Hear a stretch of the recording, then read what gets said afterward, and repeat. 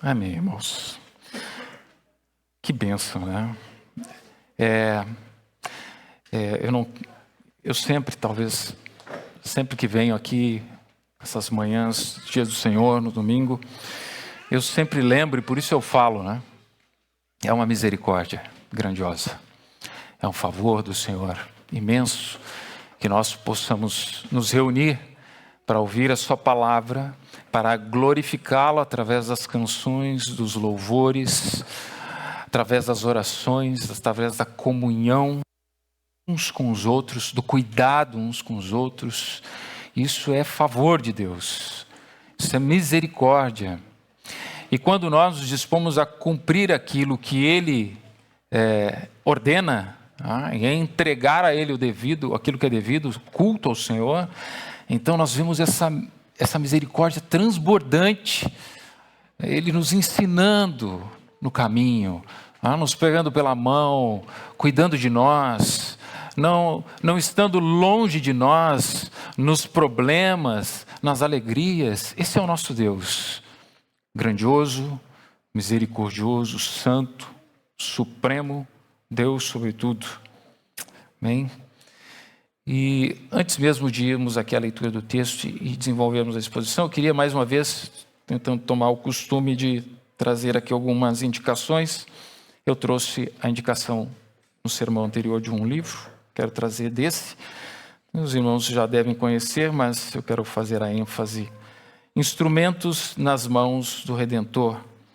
Pessoas que precisam ser transformadas, ajudando pessoas que precisam de transformação. É um livro que assusta um pouquinho, né? A gente não tem muito, às vezes, o costume, mas é um livro excelente, excelente. O autor Paul David Tripp, da editora Nutra, muito bom, eu recomendo. Claro que nunca em detrimento da palavra, obviamente, sempre primeiro as Escrituras, mas tendo a condição, esse livro é muito bom, fantástico. Amém. Nós vamos fazer como de costume, eu vou ler esses dois pequenos versículos, vamos à oração e depois à exposição propriamente dita. Carta de Paulo aos Romanos, capítulo 16, verso 17 e 18, a palavra do Senhor diz assim: rogo-vos, irmãos, que noteis bem aqueles que provocam divisões e escândalos em desacordo com a doutrina que aprendestes. Afastai-vos deles, porque esses tais não servem a Cristo, nosso Senhor, e sim a seu próprio ventre, e com suaves palavras e lisonjas enganam o coração dos incautos. Amém? Vamos orar. Senhor, nosso Deus, nós queremos te exaltar, bendizer o teu nome. Ó Senhor amado, que tu receba a honra e a glória que é devida, como já tens recebido, em tudo que tu és, em tudo que tu fazes, tu és Senhor sobre tudo. Bendito Deus e amado Deus, nessa manhã em que o Senhor nos deu, mais uma vez, essa misericórdia grandíssima de estarmos juntos aqui, Pai, ajuda-nos, como sempre pedimos, suplicantes, pedimos agora, Senhor, nessa manhã, ajuda-nos em nossas extremas fraquezas, dificuldades. Ajuda-nos, porque não somos capazes de compreender, não somos capazes de discernir, não somos capazes de termos sabedoria, se tu, Senhor, por meio do teu Espírito, não nos der. Ajuda-nos aqui, ajuda o pregador, eu nessa manhã, a pregar a palavra com fidelidade, Senhor, por meio do teu Espírito, e também para que por meio do teu Espírito, aqueles que ouvem, Senhor, sejam esclarecidos, tenham esse discernimento, assimilem sabedoria para a vida, para que possam e possamos todos nós caminhar, Deus, te agradando, a semelhança do teu Filho Jesus Cristo, nos conformando a cada dia à semelhança de Cristo. Ajuda-nos nessa manhã. Em nome de Cristo oramos, com fé, agradecidos. Amém. Amém. Amém, irmãos. Eu pretendo ser breve hoje.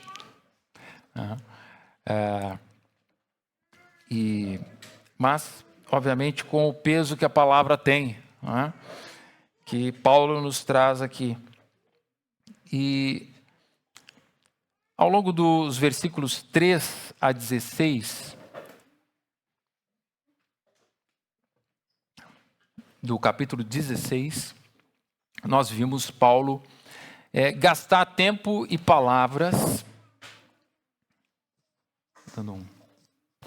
tempo e palavras para saudar irmãos e irmãs. Desculpe, irmãos, está dando uma interferência aqui? Vou botar um pouquinho para fora aqui.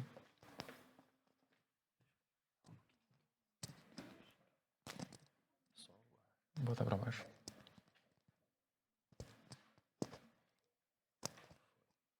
Isso, obrigado, meu. Amém. Então, Paulo gasta o seu tempo e suas palavras aqui em saudar irmãos e irmãs que ele tem por preciosos, pessoas comuns que se tornaram extraordinárias pela graça de Deus. Esse é um ponto aqui importante que nós devemos lembrar. Temos pessoas variadas dentro daquelas saudações, e Paulo usa, e estes deixam-se usar, então, em prol daquilo que o Senhor quer. Para sermos extraordinários na vida comum, só podemos ser se o Espírito, se o Senhor nos der essa graça, esse favor. E esses estavam capacitados e assim proveram essas coisas. Ele nos mostrou Priscila e Áquila, que arriscaram sua vida pelo Evangelho. Nos mostrou Maria, que trabalhou até a fadiga, exaustivamente, nós vimos. Andrônico, Júnias, fiéis, mesmo na prisão. Famílias inteiras que abriram suas casas para a igreja.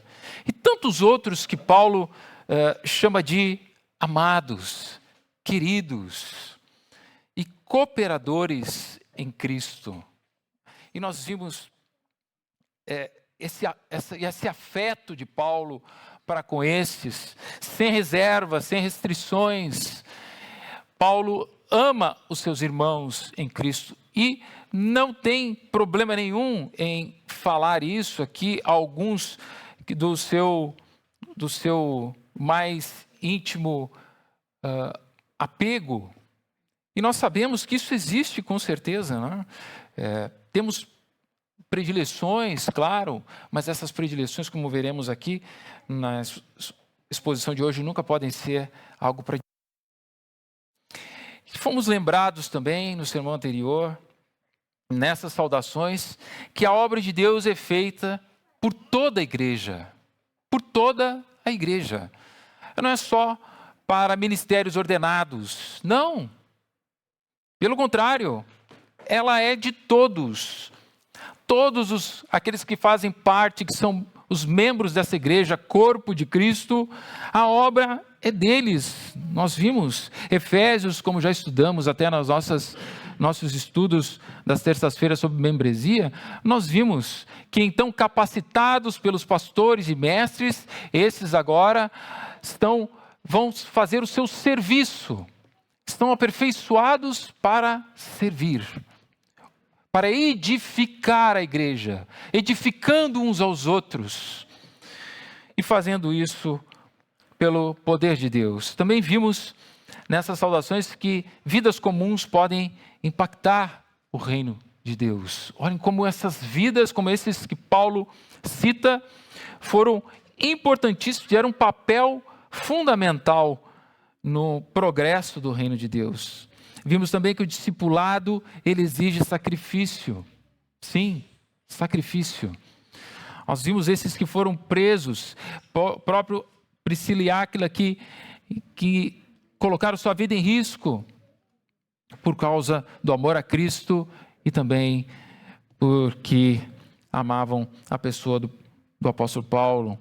Também vimos hospitalidade, amor fraternal, aqueles que recebem a igreja em suas casas, que abrem suas portas para acolher a igreja. Então, nós contemplamos ali um retrato absolutamente maravilhoso da comunhão e da cooperação no Evangelho. Resumidamente, nós vimos que o Evangelho nos chama ao serviço fiel, que o Evangelho nos conduz ao sacrifício, e o Evangelho transforma nossos lares e espaços em lugares de oportunidade para a hospitalidade. E como nós vimos também, a palavra nos exorta: não negligencieis essas coisas, não negligencieis a hospitalidade. Fazer isso, de Pedro, 1 Pedro vai nos dizer, fazer isso sem murmuração. Mas agora, nos versículos 17 e 18, Paulo faz uma transição aqui, inesperada. Depois de exaltar o valor de irmãos fiéis, ele levanta uma advertência séria, digna de não ser deixada de lado, mesmo já tendo saudado a igreja a ponto de finalizar a sua carta. E nós percebemos isso, não é? Ele sauda todos aqueles com a intenção de finalizar sua carta, mas ele não finaliza e abre espaço aqui, entendendo que era grave e séria essa advertência. E o que ele está nos dizendo ali, nem todos, é isso que Paulo está dizendo nesses versículos, está dizendo, nem todos que se apresentam como irmãos são cooperadores da verdade. Alguns, na verdade, servem a si mesmos, provocam divisões, escândalos e ameaçam a unidade que tanto edifica a igreja. É isso que Paulo está falando aqui. Provavelmente essa advertência está ligada a uma possibilidade e não a algo que já estava acontecendo dentro da igreja. Caso contrário, provavelmente, ou com certeza, Paulo ele teria feito um confronto mais direto, digamos assim, com esses, né, que promoviam essas coisas, como ele fez na carta aos Gálatas, por exemplo, ou também na carta aos Colossenses, onde ele tem um confronto direto aqui. Não sabemos qual tipo de ensino e nem quem eram esses mestres, esses falsos mestres, mas vamos tentar avaliar à luz das Escrituras o que é possível aqui, entender sobre quais eram essas doutrinas enganosas. Se no sermão anterior, irmãos, aprendemos a reconhecer e a valorizar e imitar aqueles que são fiéis, agora, aqui, somos chamados a discernir, a vigiar e nos afastarmos dos que deturpam a doutrina e minam a comunhão. Em outras palavras, Paulo nos mostra que o amor pela igreja não é ingênuo. Sim, ele não é ingênuo, mas vigilante. Vigilante.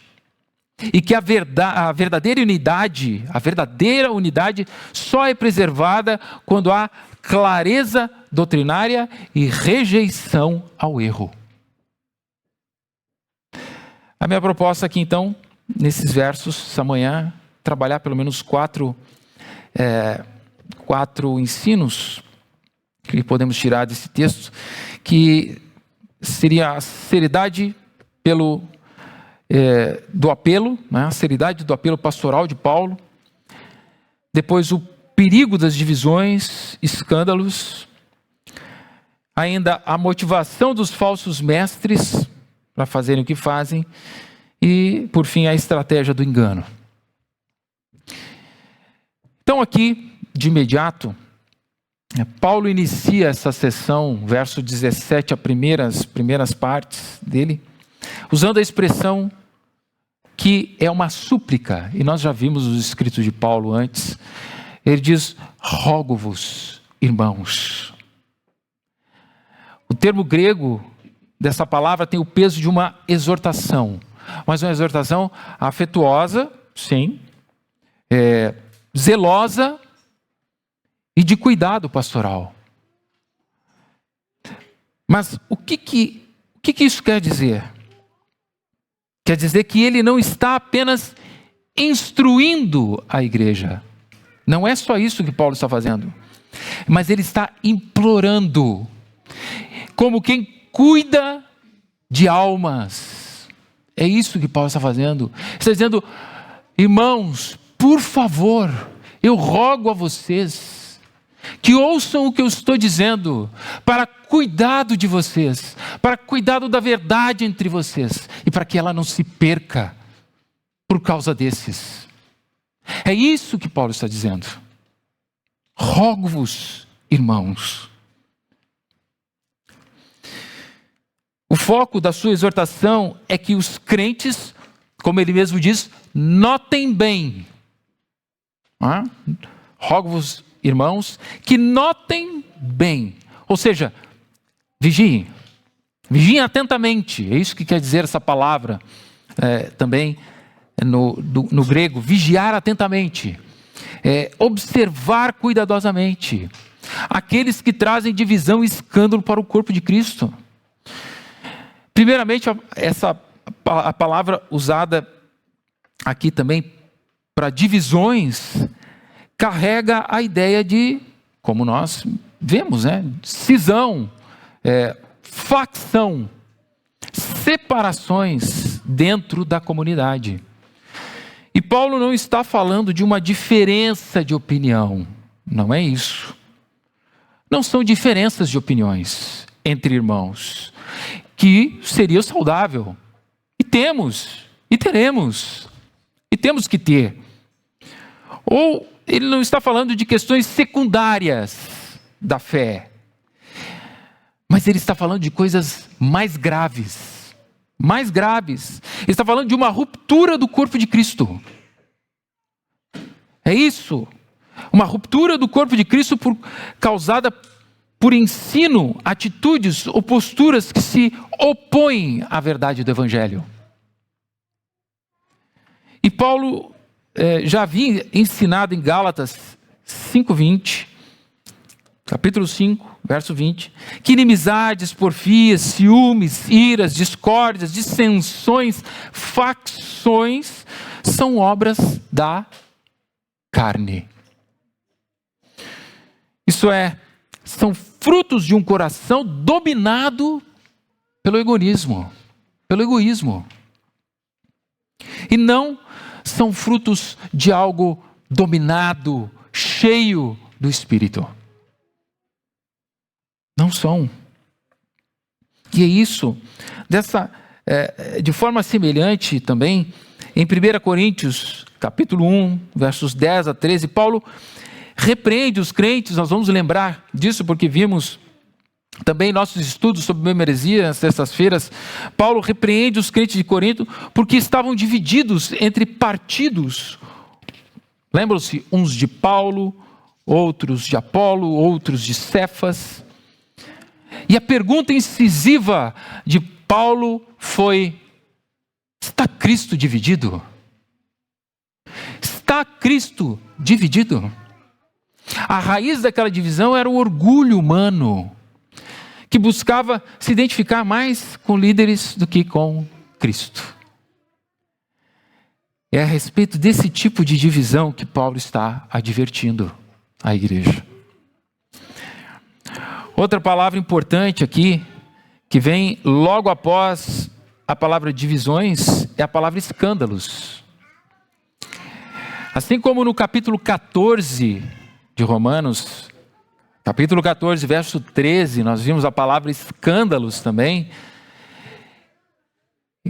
É a mesma palavra utilizada aqui no verso 17, e que quer dizer não faça, ou o significado desse escândalo, não faça algo que, pelo seu exemplo, o irmão venha a pecar. Não faça algo que, pelo seu exemplo, o irmão venha a pecar, que faça cair em pecado e que conduza ao pecado. Não é aquele escândalo assim que alguém diz assim: puxa vida, vocês viram, o pastor foi pregar de bermuda. Que escândalo. Não é isso. Não é isso que a palavra escândalo quer dizer. Você está querendo dizer que as minhas atitudes, lembram-se lá, os fracos viam, os fortes faziam como queriam fazer como queriam, e os fracos podiam, olhando aquilo, cair em um pecado por causa da sua consciência para com Deus. Fazendo as mesmas coisas e depois pensando: puxa vida, fui contra a minha consciência, pequei contra o Senhor. Então, a ideia aqui é isso. Paulo está deixando claro, no final das contas, tanto em Coríntios quanto aqui em Romanos, é que qualquer coisa que traga divisão no sentido de afastar tanto a comunhão como da sã doutrina é pecado. E deve ser coibido e confrontado, extirpado e lançado fora. E nós temos que lembrar que aquela divisão em Coríntios não eram por líderes ruins. Não, eram uma facção por Paulo, outra por Apolo, outra por Pedro. Eram homens de Deus. Vejam, até isso pode virar um motivo de briga, e esse é o ponto: facção, divisão. E era isso que estava acontecendo, não eram simples diferenças. E Paulo orienta aqui nesses textos, orienta em qual deve ser a postura da igreja quanto a esses. Ele diz: afastai-vos deles. Afastai-vos deles. O que vemos de imediato é que a vigilância aqui, irmãos, até aqui, a vigilância, de novo, é uma responsabilidade comunitária. Toda igreja deve estar atenta contra falsos ensinos, falsos mestres e influências destrutivas. Assim, toda igreja deve estar bem consciente a respeito da fé que professa. Vejam, deve estar consciente também das artimanhas de Satanás e das emboscadas do quê? Do nosso próprio coração.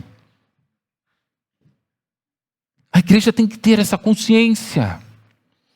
Nós, você, cada um de nós, precisamos estar atentos a essas coisas. Afastar-se sem titubear significa que você já percebeu de longe o erro e se afasta rapidamente. A Bíblia nunca nos manda enfrentar situações que podem nos levar a pecar. Não manda, não é isso. Pelo contrário, ela nos manda fugir. Em 1 Timóteo capítulo 6, versos 9 a 10, Paulo, vejam o que Paulo orienta a Timóteo. Ele diz: ora, os que querem ficar ricos caem em tentação e ciladas, e em muitas concupiscências insensatas e perniciosas, as quais afogam os homens na ruína e perdição. Porque o amor ao dinheiro é a raiz de todos os males, e alguns nessa cobiça se desviaram da fé e a si mesmos se atormentaram com muitas dores. Tu, porém, homem de Deus, que ele diz: foge destas coisas. Foge destas coisas. Antes, segue, fica junto, grudado à justiça, à piedade, à fé, o amor, a constância e a mansidão. Tu, ó homem de Deus, foge.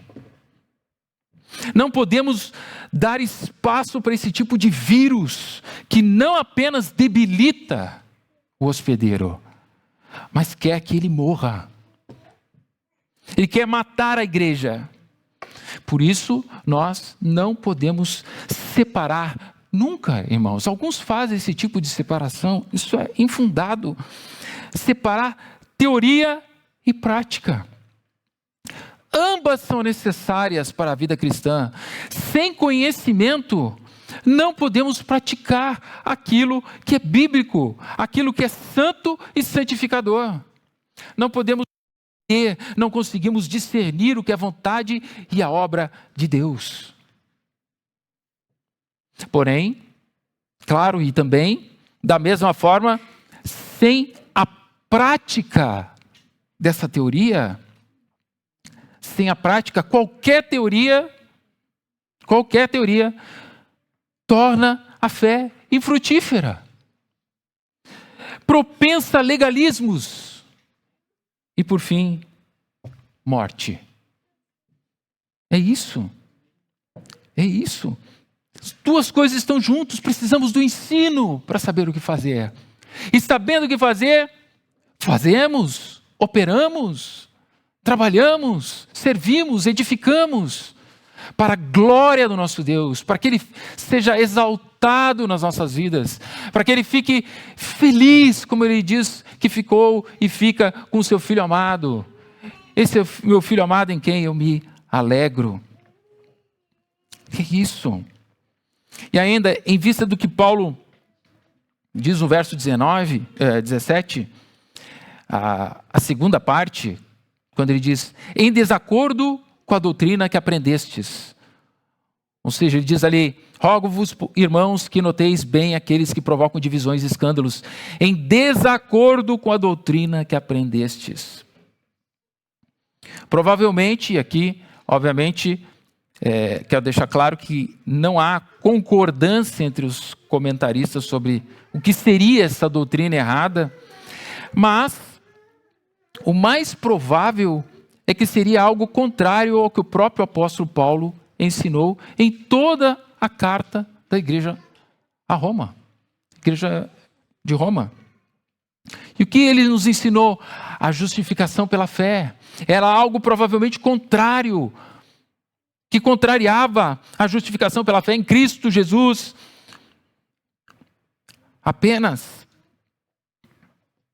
a universalidade do pecado, a santificação. Paulo nos ensinou todas essas coisas ao longo da carta aos Romanos. Então ele está dizendo, em desacordo com a doutrina que vocês aprendestes, aquela que ele disse que eles já sabiam, mas que ele repetia aqui nessa carta. Eles tinham consciência. Eles sabiam do que se tratavam. Ou seja, o que Paulo está admoestando aqui não é porque há uma, de novo, divergência de opinião secundária. Ele está advertindo aqui quanto a um ataque frontal à verdade central do Evangelho, aquele que eles receberam. Tito 3, capítulo 3, versos 9 a 11, ele diz assim, evita discussões insensatas, genealogias, contendas e debates sobre a lei. Evita. Porque não tem utilidade e são inúteis ou fúteis. Evita o homem, o quê? Faccioso. Vejam só. Depois de admoestá-lo primeira e segunda vez, veja o que Paulo está orientando. Depois de admoestá-lo primeira e segunda vez. Pois sabes que tal pessoa está pervertida e vive pecando e por si mesmo está condenada. Aquele que quer trazer divisão e não se arrepende depois de uma ou duas admoestações, ele diz, pervertido, vive pecando, está condenado. Paulo não tem dúvida quanto a isso. Ele não põe de forma nenhuma as coisas dessa forma, como talvez. Não. Paulo está ensinando Tito a evitar discussões aqui insensata com os incontáveis falsos mestres que haviam na cidade de Creta, especialmente os judaizantes, porque obviamente afirmavam que o cristão deveria ser obediente à lei mosaica e uma visão, obviamente, ou uma doutrina destes, que atacava frontalmente a doutrina da justificação pela graça somente, por meio da fé somente. E assim, na orientação de Paulo, ou na orientação que Paulo dá a Tito, ele deixa claro que qualquer pessoa que seja insubmissa, obstinada na igreja por sua própria conduta ímpia, pela própria conduta dele, a pessoa facciosa traz juízo sobre si. Está condenada. De novo, a ordem é: afastai-vos. E aqui aplicações para nós. A unidade da igreja nunca é construída fazendo concessões para com a verdade.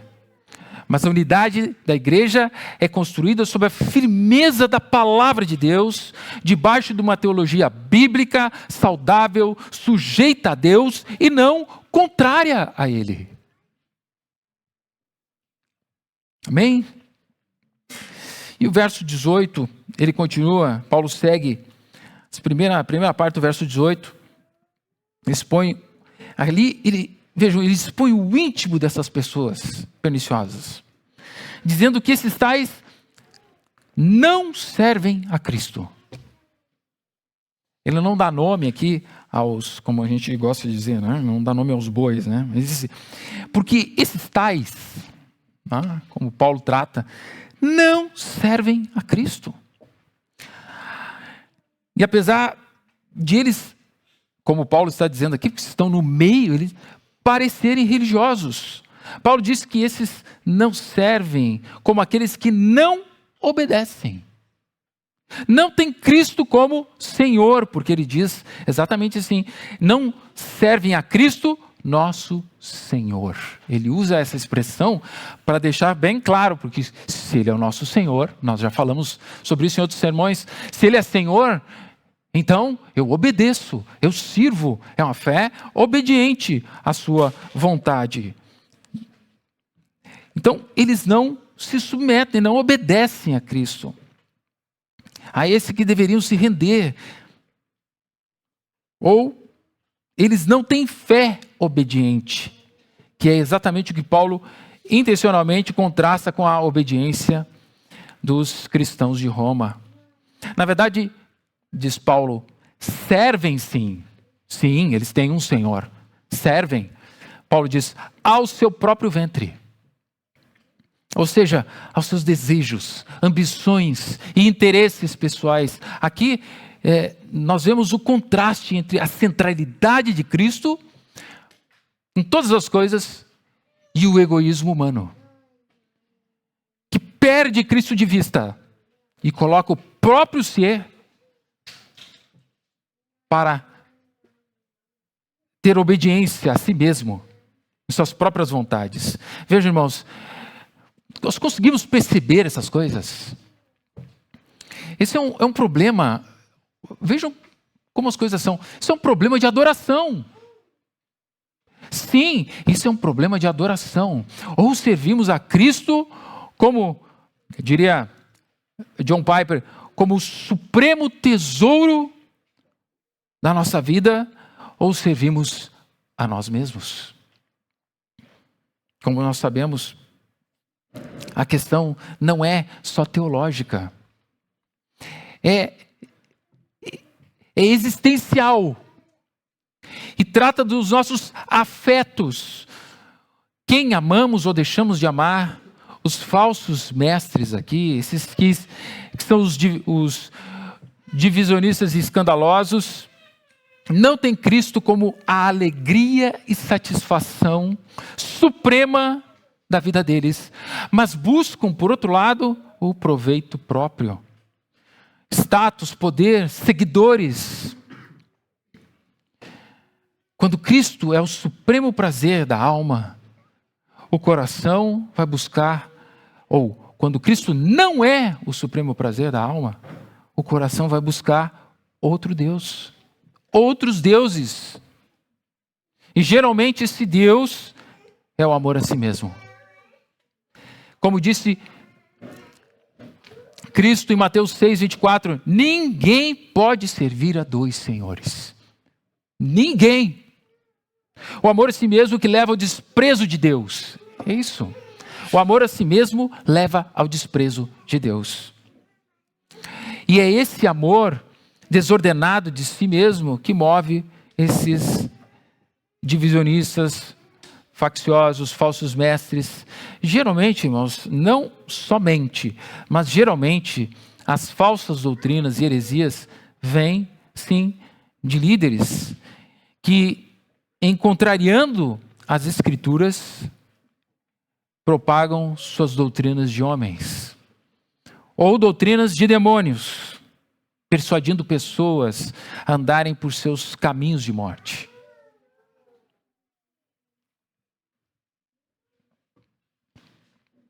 Lembremos do que o Senhor Jesus severamente nos disse na parábola do bom pastor. João 10, ele vai, muito conhecido, extremamente mal entendido. Esse é um texto que, digamos, no geral, naquilo que nós chamamos de igrejas nesse mundo hoje, extremamente mal entendido. Ele diz: o ladrão vem somente para roubar, matar e destruir. Eu vim para que tenham vida e a tenham em abundância. Jesus está contrastando a si mesmo com os falsos mestres de Israel. Sim, com os falsos mestres, os líderes religiosos que, em vez de cuidar das ovelhas, exploravam elas para benefício próprio. Esses falsos líderes são chamados por ele de ladrões, ou ladrão e salteador. O ladrão tem apenas 3 intenções, segundo ele: roubar, matar e destruir. É a lógica do pecado e, claro, óbvio, é a de Satanás. Mas não é sobre Satanás que ele está falando. Ele está falando sobre isso. Pessoas que instruem, que não são pastores da alma destes, mas é ladrão e salteador, que não entra pela porta das ovelhas. E as suas ovelhas, ele diz, não ouvirão a sua voz, ouvirão a voz do bom pastor. E é isso. Em contraste, então, Cristo, o verdadeiro pastor, veio para dar vida. Claro que também podem ser não líderes diretos, mas pessoas dentro da igreja que podem começar a fomentar essas coisas, a agrupar pessoas, a persuadir, a isolar pessoas da igreja ou da liderança da igreja, daqueles que ensinam fielmente. Dão elas mesmas, esses facciosos, dão elas mesmas respostas para todas as dúvidas daqueles que têm intenção de conhecer a verdade, mas esses são persuadidos pela sutileza do erro desses que, de forma não declarada, já usurparam o papel do pastor, do líder ou dos líderes da igreja e confundem e pervertem o ensino das Escrituras e, obviamente, da igreja como um todo. Cuidado com o ensino dos que, se dizendo submissos a Cristo, a igreja, a liderança, nunca se sujeitaram a ela. Como disse Paulo, noteis bem, estes. E o final do verso 18, ele diz: e com suaves palavras e lisonjas enganam o coração dos incautos. Então Paulo, ele segue aqui a sua demonstração nessa segunda parte do verso 18, demonstrando a estratégia. Vejam, o método do engano com suaves palavras e lisonjas. Ou seja, uma fala persuasiva, polida e até piedosa na aparência. E aqui é importante estarmos atentos. Esses enganadores sabem que o coração se abre quando somos elogiados, ou bajulados. Se utilizam de palavras mansas. Cuidado. Nosso coração pecaminoso pode se render a abdicar da verdade em prol de aparente amabilidade, que não são para a glória de Deus, mas para a perversão e captura do coração. E a intenção aqui é manipular e enganar o coração dos incautos. Paulo diz assim: enganar o coração dos incautos. Isto é, daqueles que são pessoas que não têm cautela. Os incautos são esses, que não têm cautela. São descuidados, imprudentes, ingênuos. E aqui está uma advertência importante. O perigo da heresia nem sempre se apresenta em sua forma grosseira. Como nós sabemos, até pelas Escrituras, próprio Satanás não se apresenta, com orelhas pontudas e aqueles dentes horripilantes, e escuro, como algo que nós nos afastaríamos claramente se víssemos. Não é assim que essas coisas se achegam. Elas chegam com sutileza, com ardis, muitas vezes vêm envolvidas em linguagem de espiritualidade, aparente humildade. Por isso a igreja precisa crescer, irmãos. Crescer na maturidade da palavra, para não ser levada, como diz as Escrituras, por todo o vento de doutrina. Por isso, como vimos lá em Efésios 4,14, para não ser levada por todo o vento de doutrina. Eu quero fazer um comentário aqui de uma história. Eu li algum tempo atrás um livro chamado Cristãos e Suas Mães. E uma história particularmente me chamou a atenção e eu me lembrei dela quando estava produzindo o escopo do sermão.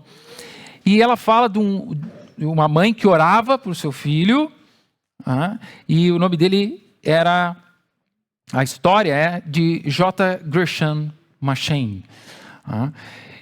Um teólogo presbiteriano, confessional, formado em Princeton Seminar, e depois ele foi fundador do Westminster Theological Seminar.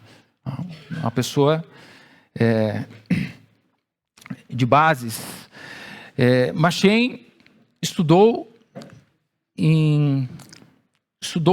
desde pequeno. Sua mãe, Mary Machen, o formou com bases sólidas, uma formação intelectual sólida, sobretudo com uma fé firme, regada à oração e ensino das Escrituras.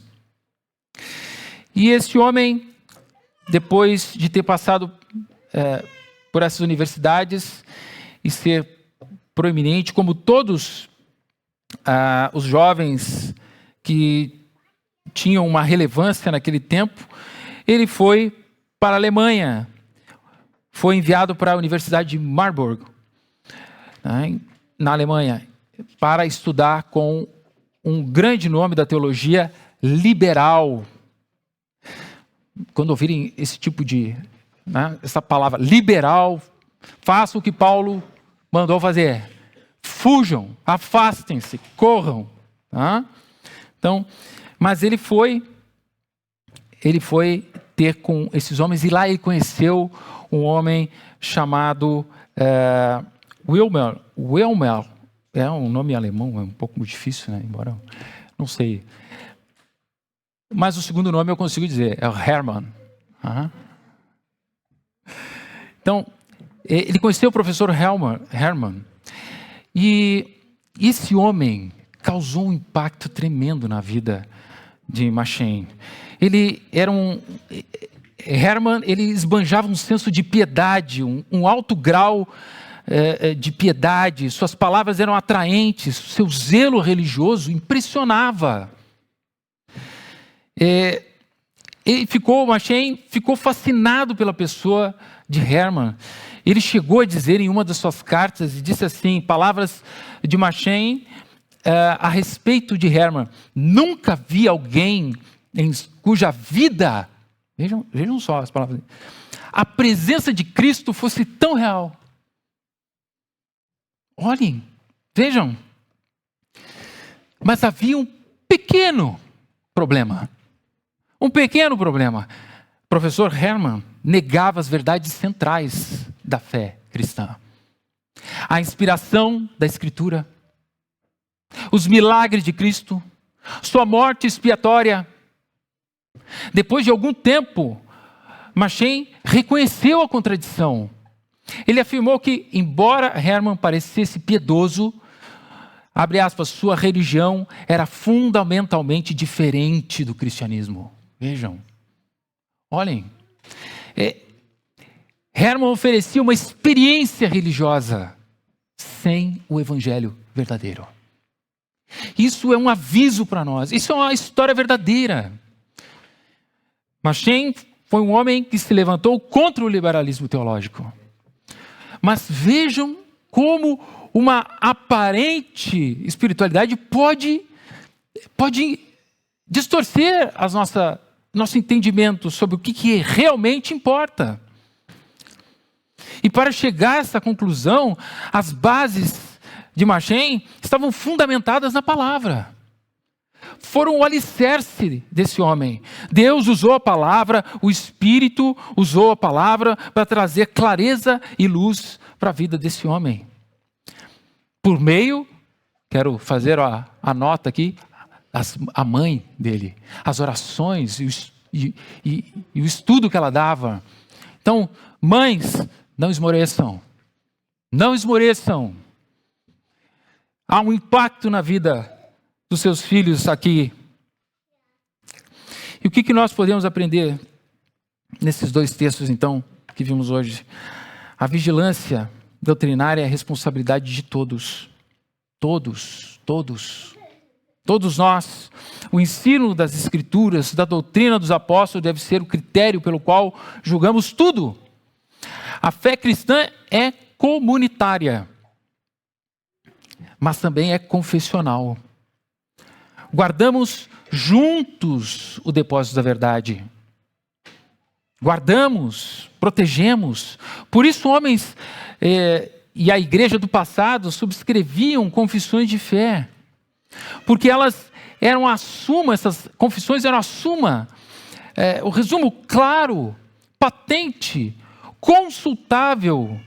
E eram também essas confissões sujeitas à verdade das Escrituras, para que qualquer engano, erro ou heresia caísse na porta, de preferência do lado de fora, né? Na porta do lado de fora, sem poder entrar na igreja.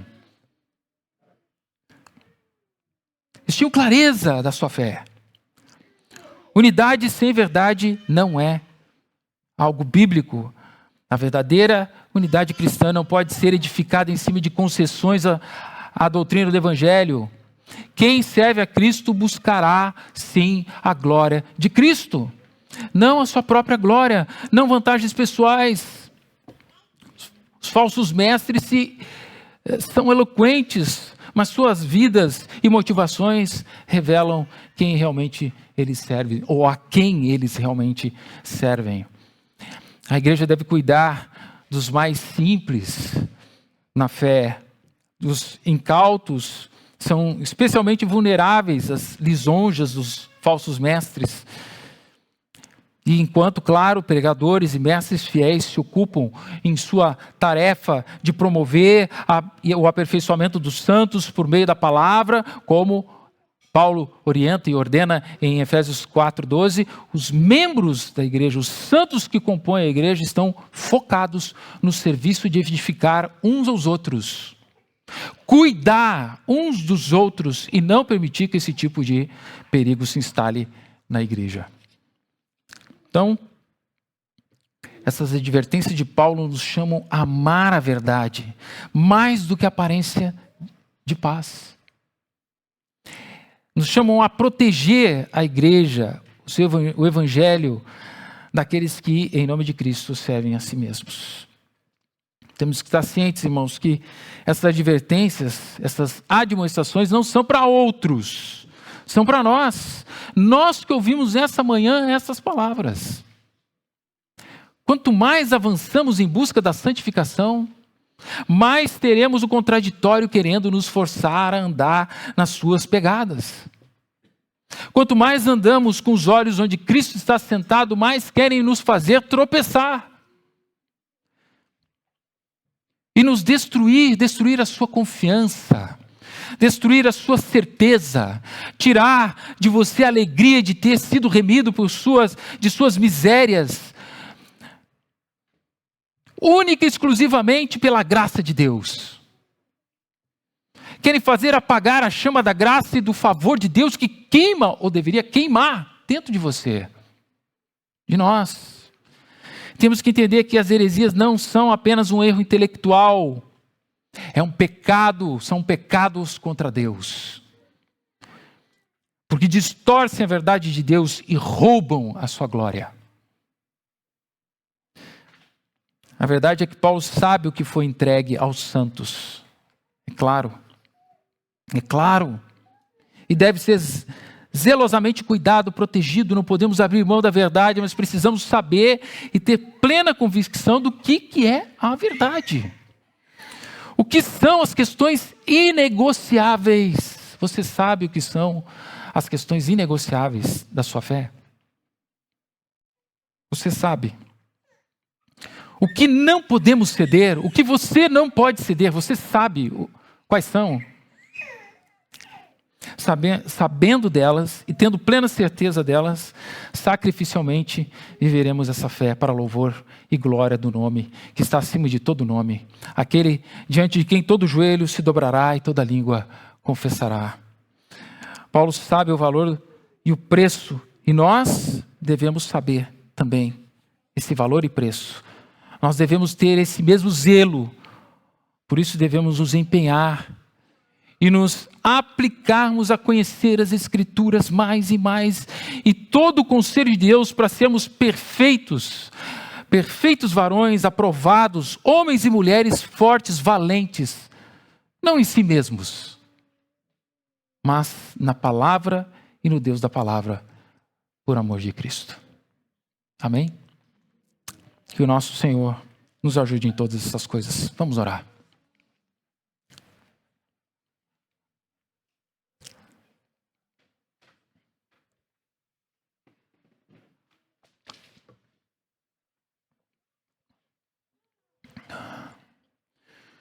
Amém. Senhor, nosso Deus, oramos aqui nessa manhã.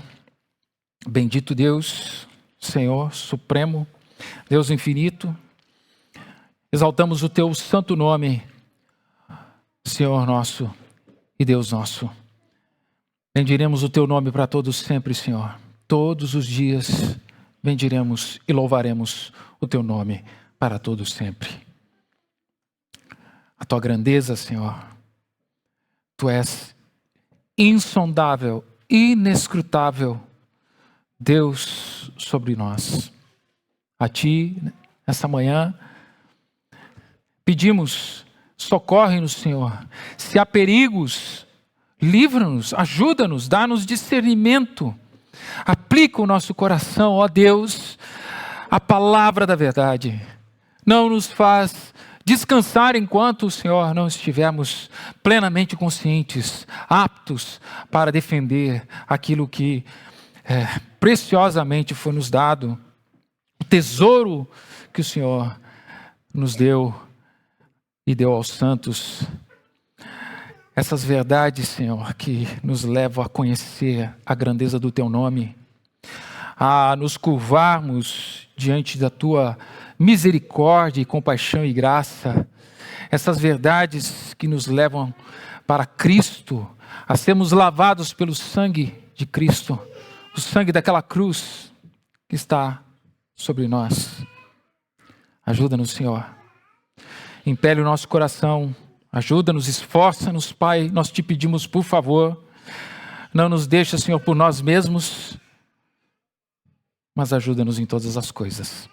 Assim nós suplicamos aqui, agradecidos e com fé, em nome de Cristo, Teu amado Filho. Amém.